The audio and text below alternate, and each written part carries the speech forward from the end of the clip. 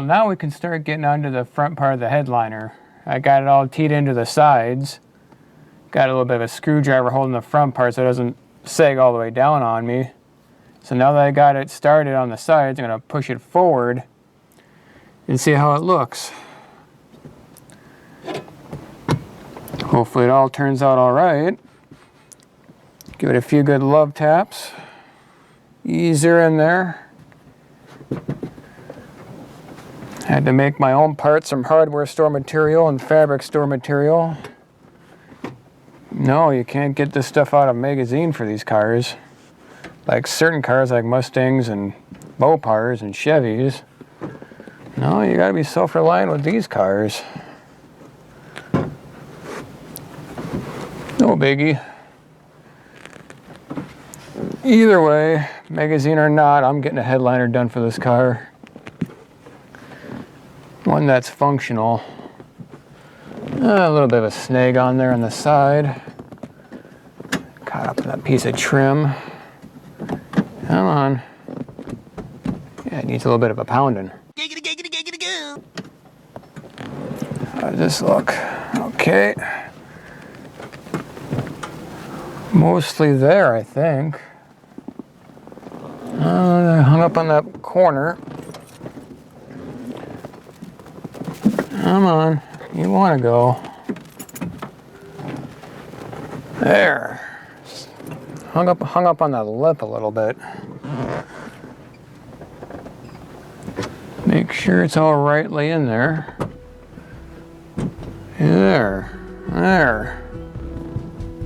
I had to hang the trim pieces down just a hair for it to slide in. But it's starting to look like a headliner now. Son of a bitch. Huh. Well, fuck me running. And fuck me running twice over. Well, I don't know about you, but there's a certain piece right here that needs to go. And I skipped right over it. Little thing called a sun visor. I skipped right over that step, dang nabbit. Shit. Huh. I was so focused on making this fit right, and it does. Completely forgot about these. Well, that's a bit of a setback.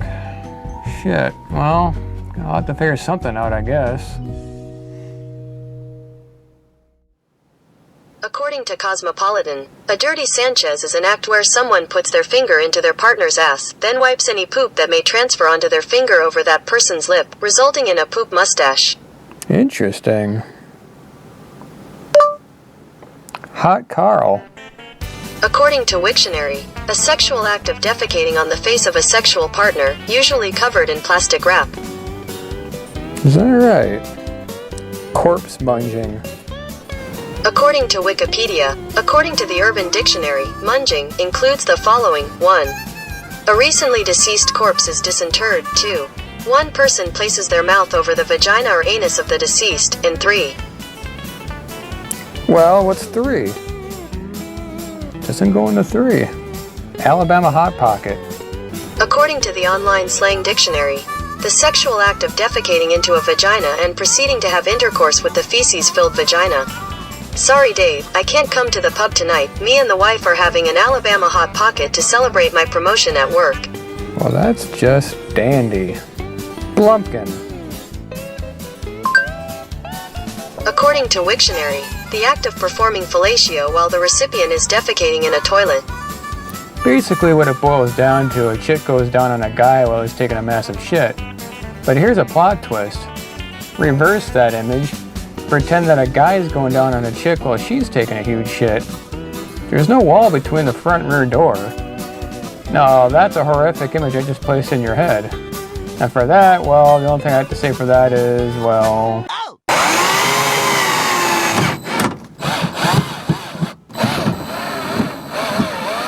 I basically came up with an idea to make sure this will work. My pointy tool, what I did was I scarred the freshly painted trim where the mounting hole is, the bigger hole in the center, and the other mounting hole. It's about 1 centimeter past this trim. Basically, that hole is right about if I line up the end to end, hole's right about there. If I somehow can get through there, I can make all that work. Basically triangulating X, Y, Z and X, Y, Z position it. That's how I get through a lot of things in life. I X, Y, Z it. Same thing with that. I basically made a notch here and another one there, 2 more in the center. I think that's the best bet. Can't believe I forgot that step. Son of a bitch. Beyond that, I think I'm home free. Look at that. Get the action on that. I can paint those fasteners red and it'll just blend in. Mix matched a little, but I really don't care. I'm not putting this on a SEMA build. This ain't going to Barrett Jackson either.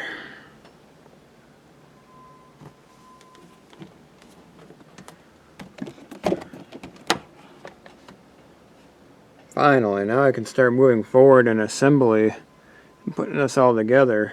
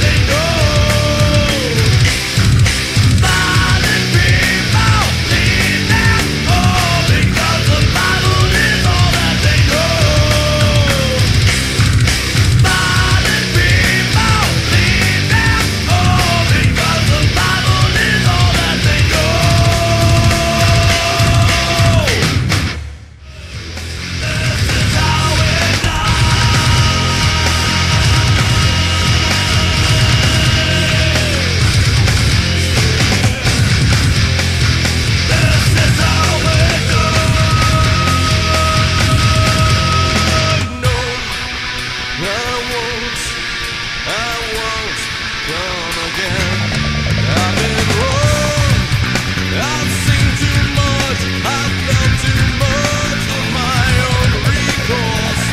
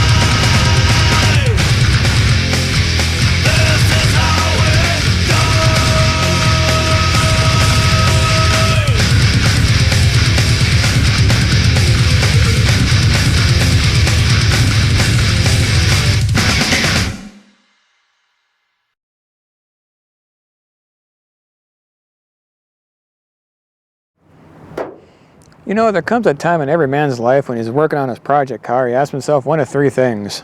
How much money does it take? How much tools does it take? And how much fucking swear words does it take to keep this thing whole and keep it going? Because I've asked myself that many times, considering where this car came from. 6-7 months ago, it was literally an orgy spot for every mice in the state of Minnesota to have sex inside here, and every spider was watching them do it. And I had to drive the thing home like that while it smelled like a urinal mint without the mint part. But it's a good day today. I got the interior redone. I wiped clean of its past so it does not smell, look, or feel like what it used to. You can actually sit inside the car and not lose your appetite. I'll tell you another thing. It may not be Barrett Jackson quality, and it sure as hell may not be SEMA quality, but it's good enough for little old me, a self-taught shade tree mechanic. You know, the old saying goes, if you lower your standards enough, you'll never be disappointed, and it's sure as hell good enough for me. Today's the grand reveal. I'm all happy and giddy as a little schoolgirl about it. You get enough encouragement, you just keep on going for, you know what, the whole car is just done and restored. With the interior done, now I can work on the exterior. But for now, I'll show you what the interior looks like. Like I said, considering where it came from, it's pretty damn impressive. You know, either someone wants to donk the shit out of this poor thing or demo the shit out of the, demo this poor thing. I just want to drive it and just fucking take it to the grocery store and church and just down the road and just have fun with it. I fall in the 1% market of that. But today's a grand tour, and I'd say it's a damn good one. That door looks pretty damn new to me. Not like what it was before. I got a lot of before and after pictures to take for it. I can throw them in this video. Got the door jambs done. The carpet. I have to talk about the carpet. Now, I bought aftermarket carpet from an automotive supply store that does restorations, and they had carpet for this car, but it wasn't shaggy enough. It was just, I don't know, it wasn't like this, and that's how I remember these cars from the 70s. They had that shag, something to grab onto, and this is, it's got that vibe again. It's a house carpet, but I made it work.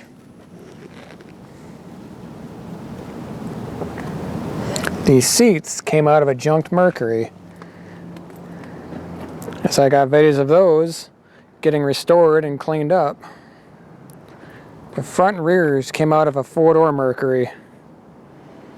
Man, did they come pretty clean.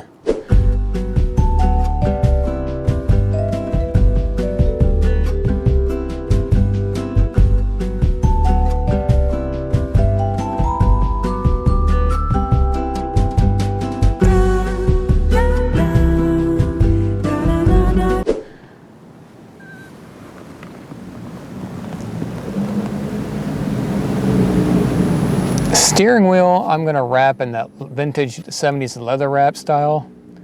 So there are some yellow spots on the steering wheel. I didn't paint it. It's no big deal. I'm going to cover up that leather wrap look. Just haven't gotten to that yet. Dash mat or cover mat for the dash.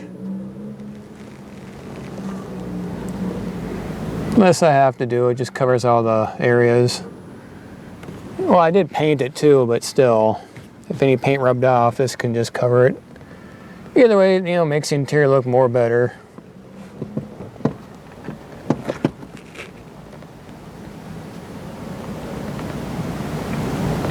That's real wood, mind you. The stuff that was on there before was that simulated plastic wood. It cracked like a potato chip. It was just that fake plastic wood. This is real wood that had to cut to fit and stain. More the reason why I feel like I'm a coach builder. You go to these levels to make the car look normal again. I got the trim for that. I've just been too lazy to, you know, put it back on, so it's just without it. These cars had stitched headliner. This is like my version of headliner. It's modular. If one part of the headliner, you know, sags, you don't have to take the whole thing down no more. You can do it in sections. Like if that back piece needed work, just take that out. The rest can stay. You can't do that with the other headliner types. It's either all in or all out. This is modular, so it's functional. Like I said, it's not perfect. It's not SEMA perfect, but it doesn't have to be for my taste. It's just functional with a little bit of style to it. Eventually I'll get red floor mats. The one that I had before that I spray painted the color of the car, well, that paint rubs off when you keep touching it with your boots, so that's not going to look good in the long run, so I just chose some black ones for now, but I'll find red ones, real red ones that I'll stay with the car and, you know, keep with it. Oh yeah, rear speaker covers, I use that aluminum trim, or aluminum decorative piece, or aluminum mesh. It's either way, it just covers the speaker, so it looks pretty damn nice.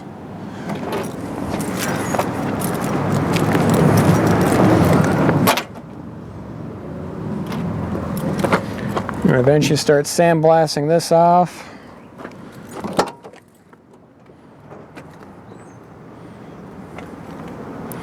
Firethorn red.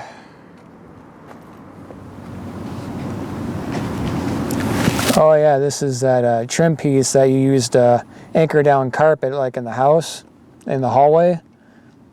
It's like a border piece or whatever you use to overlap your carpet in the house. Well, it works good in cars too. I just did that for decorative reasons, and well, it's a two-piece setup. This one's a piece, this is a piece. This, you know, overlaps that, so it makes it look like it's one piece, and it keeps it from shifting around.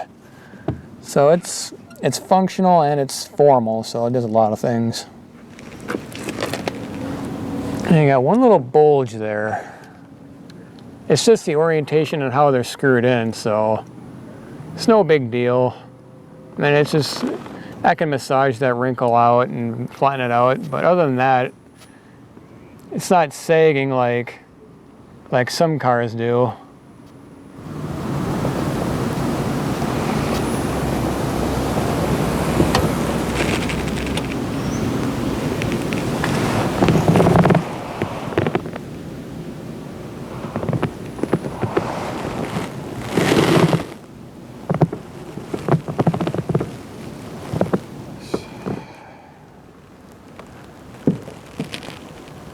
Not bad for a self-taught shade tree mechanic guy. Spent enough time and swear enough, and you throw enough tools at it, it'll look good. Good enough. Didn't really break the bank. And everything costs money, but this wasn't no Barrett Jackson rebuild. Spent more time on it than money anyways.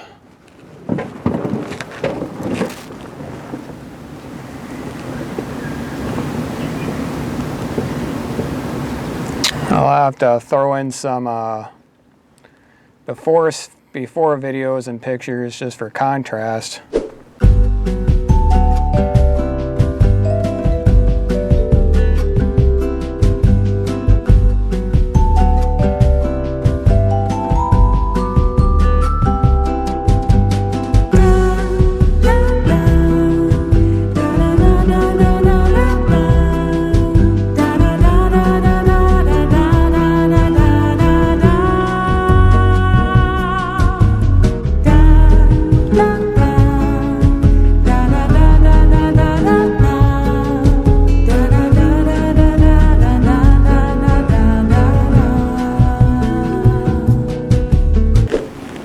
Well, that wraps it up for this video.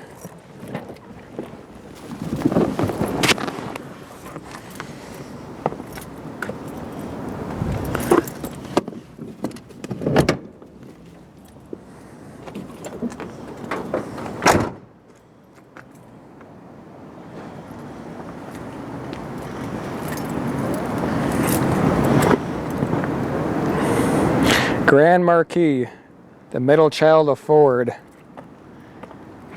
You got the Ford for the poor people, and you got the Lincoln for the rich people, and you got the Mercury for the in-between people. This is the Ford equivalent to the Oldsmobile, another middle child of GM.